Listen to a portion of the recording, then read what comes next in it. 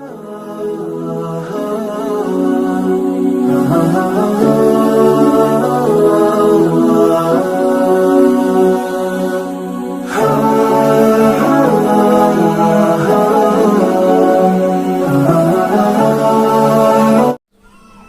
ابی ہریرہ رضی اللہ تعالی عنہ قال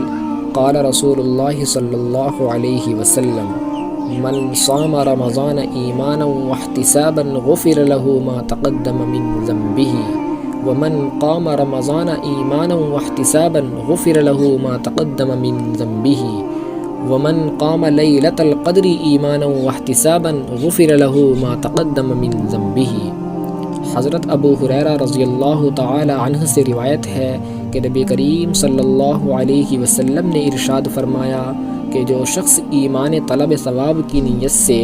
یعنی ثواب کے طلب کرنے کی نیت سے رمضان کا روزہ رکھے اس کے پچھلے گناہ بخش دیے جائیں گے،